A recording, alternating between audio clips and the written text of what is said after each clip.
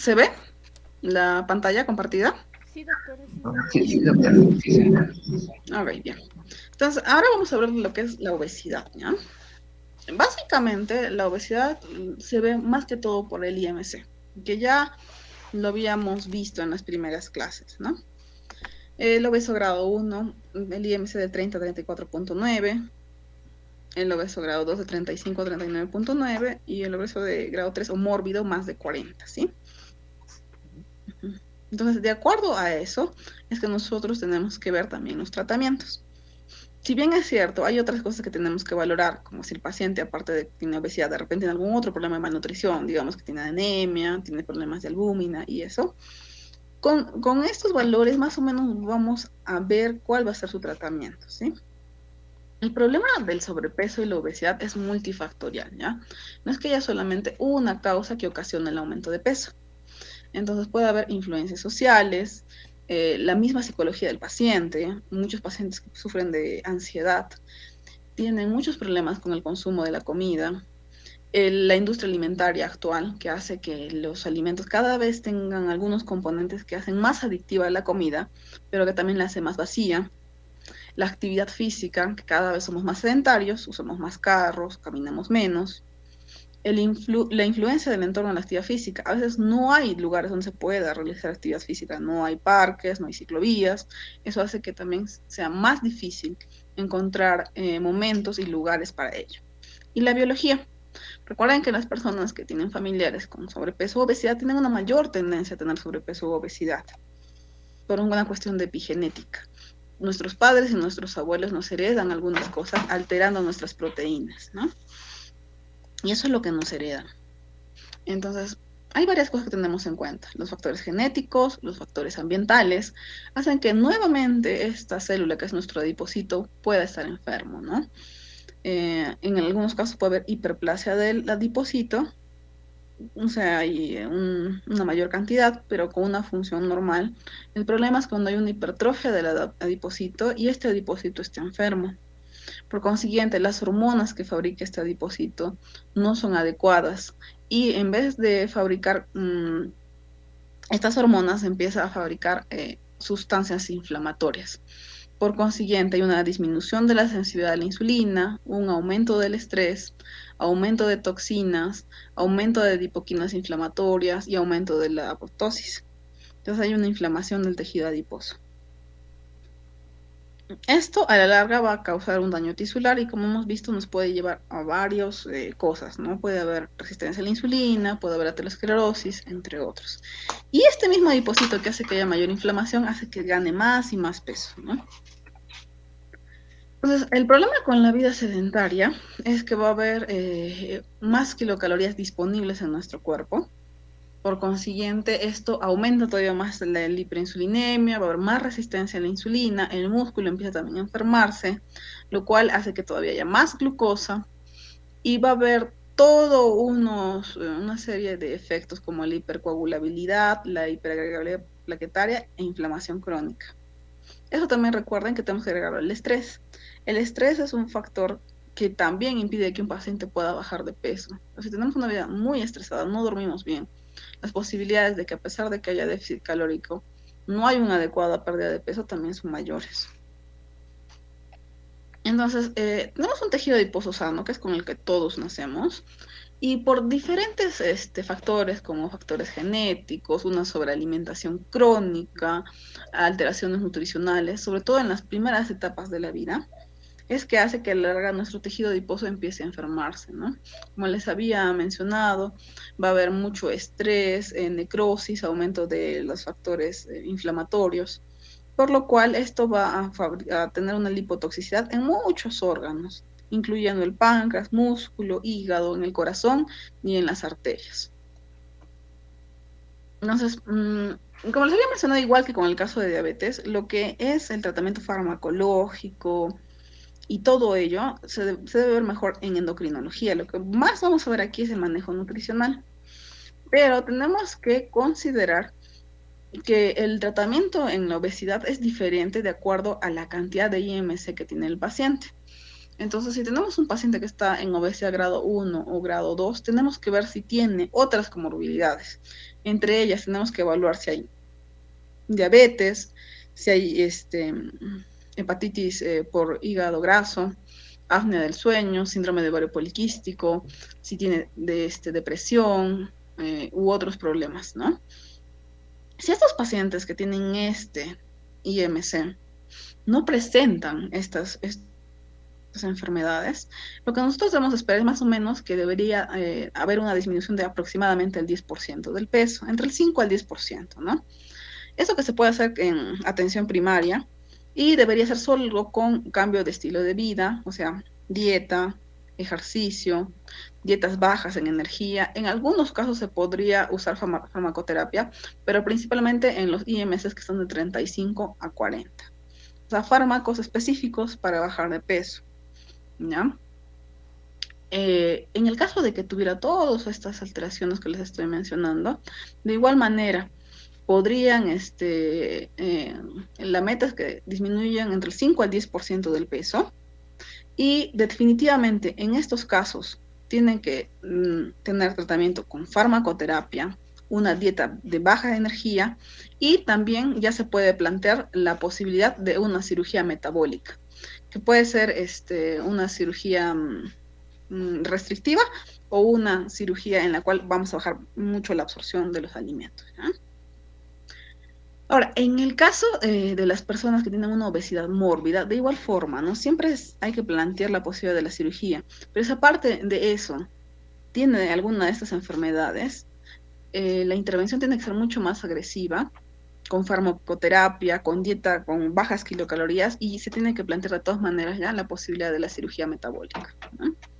Entonces, entre más sea el IMC, la cirugía es lo más recomendable, ¿no? Pero en todos los estadios, la dieta es sumamente importante, porque por más que al paciente lo mandemos a cirugía bariátrica, tiene que disminuir cierta cantidad de peso para evitar complicaciones postquirúrgicas y tiene que cambiar sus hábitos alimenticios, porque si el paciente, digamos, le hacen una manga gástrica y no está comiendo adecuadamente, puede haber reganancia de peso en el tiempo. Entonces, cuando hablamos de cambios de estilo de vida, nos tenemos que plantear tres cosas: el plan alimentario, la actividad física y todo lo que tiene que ver con el comportamiento del paciente, o sea, su esfera psicológica, ¿no? En lo que es el plan alimenticio, a grosso modo, deberíamos por lo menos reducir entre 500 y 750 kilocalorías día. Y debemos individualizar la comida de acuerdo a las preferencias del paciente. Entonces, hay algunas dietas, ¿no?, que se da justo para que se pueda bajar más de peso, como puede ser la dieta baja en carbohidratos, la dieta baja en grasas. Actualmente las dietas que más están en boga, por ejemplo, son las dietas cetogénicas, que como les dije, el problema es que puedan sostenerse en el tiempo, es un poco más complicado, o el ayuno intermitente, que baja un poco la cantidad de kilocalorías, pero también expone al paciente a una cantidad de horas en ayuno. La cantidad de ayuno hace que en ese tiempo el paciente no tenga que tener picos de insulina. En algunos casos es muy beneficioso para los pacientes. El reemplazo de comidas y las dietas de muy, muy bajas kilocalorías, ¿no? En cuanto a la actividad física, siempre se recomienda el ejercicio aeróbico, por lo menos unos 150 minutos por semana, de unos 3 a 5 días. También se recomienda que se haga ejercicio de resistencia o anaeróbicos, por lo menos unas 2 o 3 veces a la semana. Lo bueno del ejercicio de resistencia es que aumenta nuestra calidad muscular y eso mejora también la resistencia a la insulina. Reducir el tiempo que uno está sentado, no debemos estar mucho tiempo, digamos, en la computadora, por lo menos darnos entre horas tiempo para caminar o hacer estiramiento de articulaciones. En cuanto a lo que es el comportamiento, recuerden que es importante que el paciente sea consciente de la comida que está consumiendo, tener algunas metas claras, la educación, ver algunos comportamientos que podrían ser de repente estresantes, y también debe ser evaluado por psicología para ver si de repente el paciente tiene problemas de ansiedad y por esa razón está comiendo, ¿no? Ok. Yendo básicamente a lo que es el tratamiento nutricional, que es lo que tenemos que revisar, vamos a ir viendo algunos tipos de dietas que se pueden indicar al paciente. La principal y la que más se usa es las dietas de balance negativo. O sea, para bajar de peso lo que se tiene que hacer es consumir menos cantidad de la usual y menos cantidad de la que nosotros estamos gastando, ¿sí? Aproximadamente se debería reducir entre 300 a 500 kilocalorías por día a partir de una anamnesis de recuento calórico de unos 3 a 7 días, ¿no? Viendo cuánto come el paciente en ese tiempo, ver cuántas kilocalorías está consumiendo y bajar, ¿no? En este tipo de dietas de balance negativo, lo mínimo que se consume son 1500 kilocalorías por día. Esta cantidad de kilocalorías asegura que el paciente no vaya a tener ningún déficit de micronutrientes ni ningún otros problemas.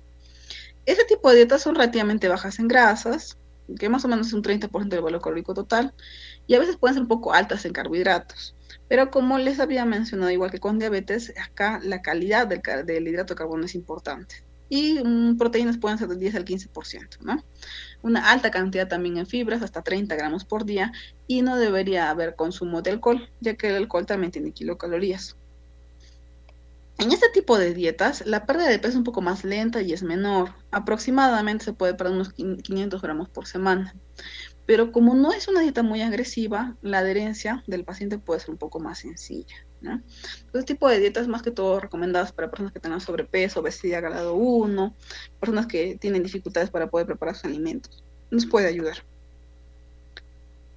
Entonces, como les dije, ¿no? Para personas con sobrepeso y que tengan algún dos o más factores de riesgo cardiovascular, ¿no? No necesitamos bajar tan rápido, no necesitamos bajar tantas cantidades de kilos. Las dietas bajas en calorías, ¿no?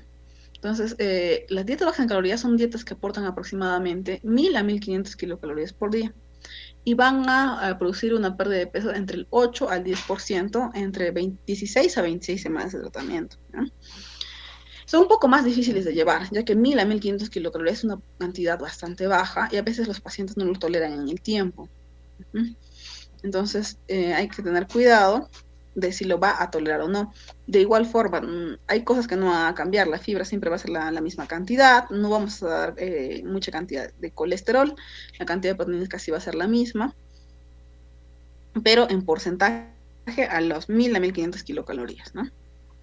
Después, dietas que son basadas en control de porciones y reemplazos de comidas, ¿no? Entonces, estas son algunas dietas que son dietas que se prescriben con menos kilocalorías aún, o sea, está más o menos en las 1000 kilocalorías por día, en las cuales se pierde todavía más peso, pero en la cual lo que se hace es dividir más las dietas, o sea, les dan 5 tomas al paciente con cantidades de repente un poco más pequeñas y se reemplaza con líquidos y batidos para que el paciente pueda tener una mayor cantidad de saciedad. En esto se ha visto que puede haber un poco más de pérdida de peso. Las dietas hiperproteicas y que son bajas en carbohidratos, que podríamos considerar estas las dietas cetogénicas. En esta se limita bastante la cantidad de carbohidratos, a solo 20 gramos por día.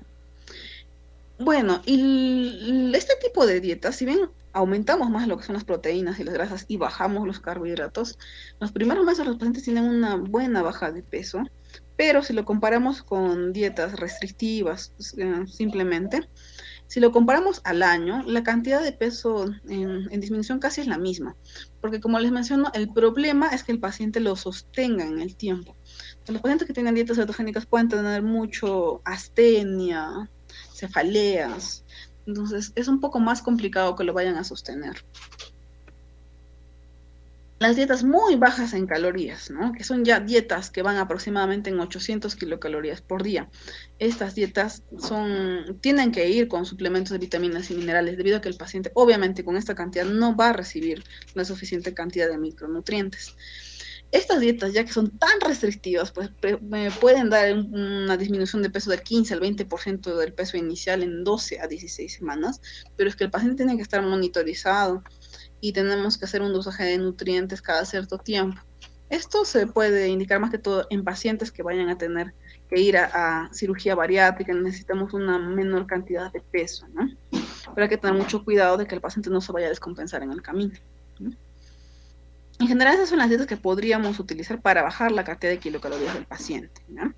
Ahora vamos a ver algunas recomendaciones, o sea, evidencia y recomendaciones. Esto lo he sacado principalmente de la Guía Mexicana de Obesidad, ¿ya? En la cual nos indican qué cosas de las que hemos visto tienen más evidencia científica, ¿no?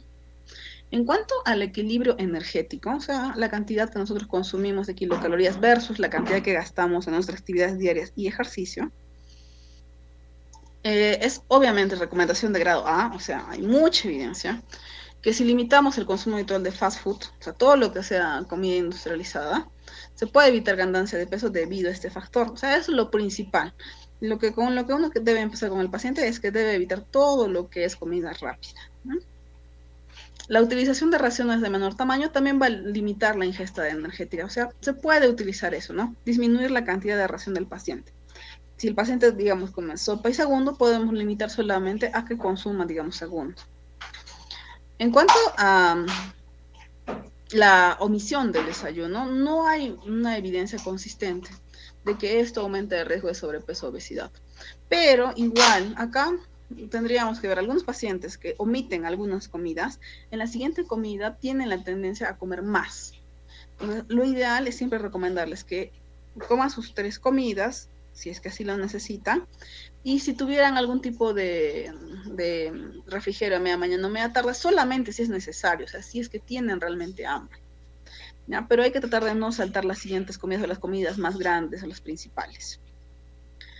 Las investigaciones que estudian la relación entre la frecuencia de comidas y la variación de peso son inconsistentes. Todavía no hay mucha evidencia en ver si, digamos, dividiendo nuestra comida en 5 tomas, puede haber mayor pérdida de peso, ¿no?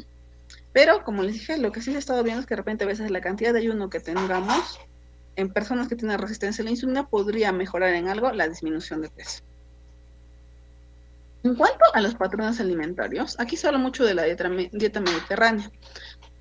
O sea, las personas que solamente, que hay un desayuno mucho más pequeño, que puede ser acompañado solamente de huevo, una fruta, en algo puede prevenir el sobrepeso y la obesidad, ¿no? Pero recuerden que esta recomendación no es muy fuerte. El consumo de dietas vegetarianas podría conducir a una menor ganancia de peso en el tiempo en adultos sanos, que también podría ser una buena recomendación, pero en adultos. Y hay que tener cuidado de que no haya déficit de algunos micronutrientes o que no haya anemia megaloblástica, entre otros. En cuanto a los nutrientes que deberíamos consumir, la dieta para los adultos sanos que quieren bajar de peso debe contar con una presencia más o menos adecuada de carbohidratos, pero siempre estamos hablando de carbohidratos complejos, aproximadamente el 50% del aporte energético total. O sea, no es necesario que bajemos demasiado los carbohidratos para que el paciente pueda tener una disminución de peso, sino hay que bajar la cantidad de kilocalorías totales y la calidad de los carbohidratos. ¿Ya? Ok. Además de eso, eso es lo que les mencionaba, ¿no? Que la ingesta energética total es la que debe disminuirse en general, más que la ingesta de grasas. Y bueno, tampoco es que los lípidos sean malos en general, sino que se debe controlar los lípidos que son malos, los que son las grasas trans, las grasas saturadas.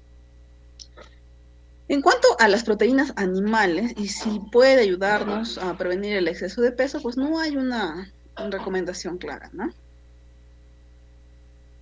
En cuanto a las vitaminas y minerales, recuerden que el aumento del consumo de fibra puede ayudarnos a evitar la ganancia de peso. Entonces, la cantidad de verduras que nosotros consumamos es sumamente importante, ¿ya? Además, también tenemos que limitar el elevado consumo de carne y productos cárnicos, ya debido a este factor.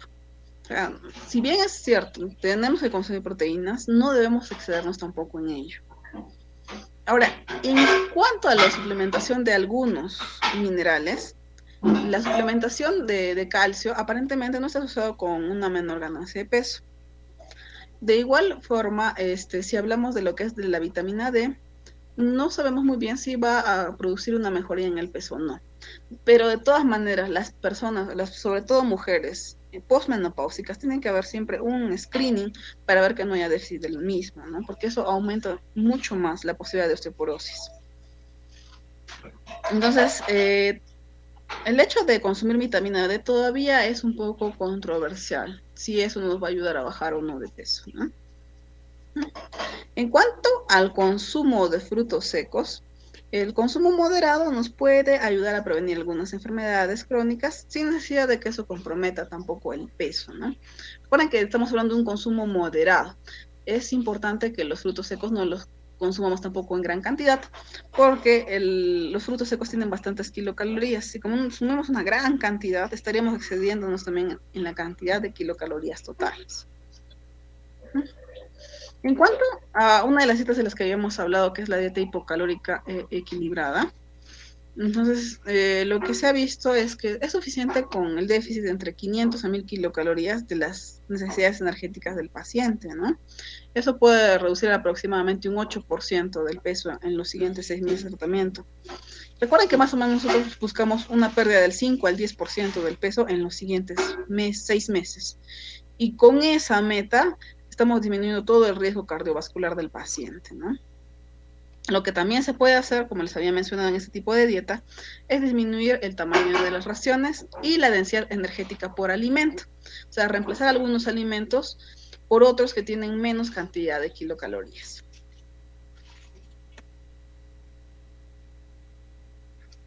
En cuanto a las dietas que modifican las grasas versus carbohidratos, entonces, para potenciar el efecto de la dieta en la pérdida de peso, no es útil disminuir la proporción de carbohidratos e incrementar las grasas, ¿no? Y eso es lo que les había comentado anteriormente, porque a largo plazo, la cantidad de pérdida de peso siempre va a ser la misma, si lo comparamos a 6 meses o al año, ¿no? En el caso de personas que tienen dislipidemia y que también tienen obesidad, en ese caso, pues también nos podría así ayudar una dieta baja en grasas, pero siempre teniendo cuidado de la cantidad de colesterol HDL. Ok, y las dietas bajas en hidratos de carbono deben contener un elevado porcentaje de grasa animal. O sea, hay personas que de repente empiezan a comer poca cantidad de carbohidratos, pero le aumentan demasiado grasa de origen de res, chancho. Y eso, al contrario, si bien puede disminuir un poco las kilocalorías, lo que podría hacer es a largo plazo tener problemas también de dislipidemia. Entonces, hay que tener un equilibrio entre todo eso.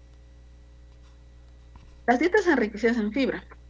Entonces, los suplementos en fibra puede aumentar la eficacia para la baja de peso. Entonces, es importante que cumplamos la cantidad de fibra recomendada. Aparte de eso, nos podría ayudar a complementarnos, por ejemplo, con salvado de trigo, algunos productos integrales que tienen mayor cantidad de fibra. Actualmente podemos tener arroz integral, hay otras cosas en las cuales ya el procesamiento del alimento se limita un poco más para que tenga un poco más de fibra. Y principalmente los pacientes obesos que tienen dislipidemia también se pueden empezar con este tipo de prescripciones, ¿no? Ahora, las dietas de bajo índice glicémico, que ya lo habíamos conversado en la anterior exposición con sus compañeros. O sea, si nosotros solamente usamos la disminución del índice glicémico y de la carga glicémica como una estrategia específica, no se puede recomendar del todo, ¿no? O sea, solito estas recomendaciones no nos van a ayudar. Tiene que ir complementado con todo lo demás. Y como les había mencionado también, el problema con el índice glicémico y la carga glicémica es que a veces los pacientes no lo logran entender del todo.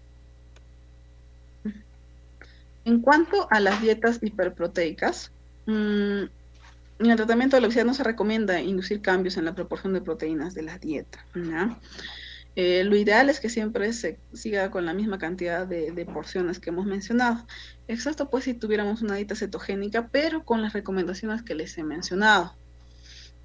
Para garantizar el mantenimiento o incremento de la masa grasa, lo que debemos siempre asegurarnos es que haya casi 1 gramo por kilo en la dieta que estamos indicando en el paciente, que es lo que debería consumir cualquier adulto sano. Entonces, si prescribimos una dieta hiperproteica, o sea, si el paciente, digamos, quiere una dieta cetogénica, recuerden que tenemos que limitar el aporte de proteínas de origen animal para mejorar o impedir que este paciente a la larga tenga problemas de dislipidemia. En cuanto a la sustitución de comidas, nos puede ayudar si cambiamos alimentos con más cantidad de kilocalorías por unos que tengan bajas kilocalorías. En cuanto a las dietas de muy bajo contenido calórico, que también ya las habíamos mencionado, de todas maneras se puede utilizar en pacientes con obesidad, pero siempre que haya una indicación clínica correcta y que estemos ahí con el paciente, por lo menos semanalmente, viendo si tiene algún problema o ha tenido algún efecto adverso. Este tipo de dieta no se debe utilizar en los pacientes que no cumplen las indicaciones y requisitos establecidos, o sea, no se puede usar en todos los pacientes con obesidad. Y como les había mencionado, esto se puede utilizar en el preoperatorio de la cirugía bariátrica, en pacientes que, por ejemplo, tienen esteatosis hepática o tienen otras comorbilidades, y esas comorbilidades aumentan su riesgo quirúrgico. Entonces, bajando de peso, podemos también controlar esas comorbilidades. En cuanto a la dieta mediterránea, no es que sea la mejor dieta o que exista una dieta que sea la mejor para bajar de peso, sino que lo más importante que tiene que tener una dieta en pacientes con obesidad es que tiene que bajarse la cantidad de kilocalorías. Tampoco es que existen alimentos de los que nosotros tradicionalmente conocemos que se deben prohibir totalmente. Hay personas que tienen, por ejemplo, miedo al arroz, a la papa, algún tipo de carbohidratos. Y no es que esos alimentos sean malos de por sí, sino que la cantidad y el modo de preparación tienen que ser los adecuados. Entre menos kilocalorías nos aporten y más nutrientes tengan, es mejor. Uh-huh.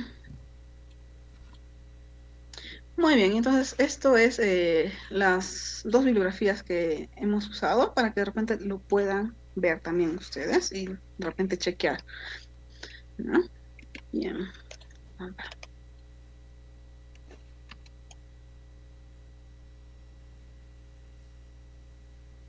Muy bien, si tendrán alguna pregunta de lo que hemos mencionado sobre obesidad.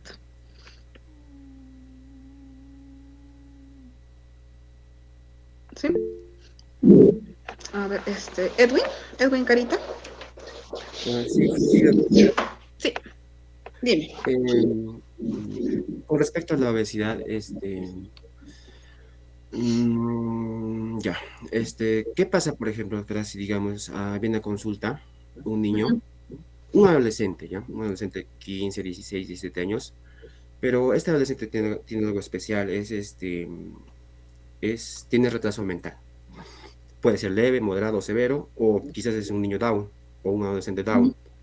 Entonces, obviamente estos pacientes mayormente son obesos, ¿no? Por el mal funcionamiento del sistema hormonal, por la falta de TSH, por la falta de T3, T4 y que no estimulan la lipólisis, etcétera. Entonces, ¿cómo debería ser, doctor, el manejo en este tipo de pacientes? ¿Qué le doy, qué no le doy, qué le bajo, qué le subo? ¿Cómo sería? Bueno, o sea, de todas maneras, el tratamiento de sobrepeso y la obesidad, como habíamos visto, tiene varios pilares, ¿no? En estos casos, los pacientes que tienen problemas, puede ser de cognitivos o los pacientes que tienen síndrome de Down, es importante que se vaya siempre de la mano de psicología, de asistencia social para ver cuáles son sus condiciones. Y hay que adaptarnos bastante a la dieta que tiene el paciente. Obviamente, por ejemplo, a muchos pacientes con síndrome de Down sí tienen una tendencia mayor a ese tipo de problemas, pero la familia a veces puede ayudar mucho con su alimentación y controlar muy bien estas alteraciones. El problema es cuando los pacientes tienen algún tipo de déficit cognitivo que es mucho más difícil que ellos lo puedan entender.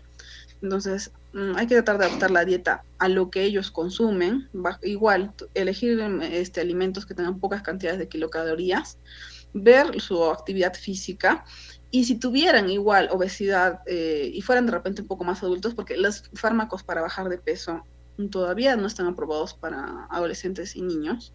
Entonces, de repente, si tuvieran más edad, y pudiera cumplir alguna de las indicaciones que les he dicho, o sea, que de repente tienen obesidad grado 2, alguna comorbilidad, la posibilidad de fármacos o igual la posibilidad de cirugía metabólica, si es que es una obesidad muy grave. Ahora, dentro de lo que has mencionado y también que quería mencionarles a los demás, los problemas de tiroides, si bien aumentan de peso, no es mucho. O sea, la cantidad de kilocalorías de kilos que aumentan es de 3 a 4 kilos en el peor de los casos, ¿no? O sea, los pacientes que vienen con hipotiroidismo dicen, es que doctora, tengo hipotiroidismo y por eso estoy gordita. No es verdad. Es porque en realidad están comiendo de más. El hecho de que tengan hipotiroidismo no hace que los pacientes sean gorditos de forma crónica o que tengan excesos de 15 o 20 kilos de peso. Con el tratamiento con la levotiroxina, los pacientes deben tener un peso normal. El resto es una mala alimentación o falta de ejercicio o, lo que también a veces se ve, genética. Si mamá, papá son gorditos, las posibilidades de que el niño el adolescente sea gordito también son mayores, tanto por el ambiente social como por epigenética. ¿Ya? Bien. ¿Alguna otra pregunta?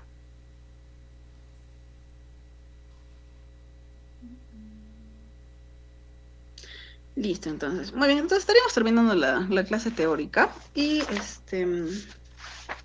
habíamos quedado entonces para la clase teórica de la siguiente semana. Son 4 exposiciones y hemos quedado para el día 26 y 28 de 6 a 8 de la noche, ¿sí?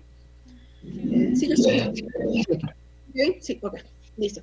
Entonces, esos días hacemos las clases de 6 a 8. Bueno, son exposiciones, son las 4 exposiciones. Y el viernes a las 4 de la tarde el examen. ¿No? Bien, entonces eso sería todo. ¿Alguna otra consulta sobre los horarios, examen, algo? Nada, ¿no? Listo, muy bien. Entonces nos estamos viendo la siguiente semana. ¿Ya? Buenas noches. Hasta luego, doctora. Buenas noches.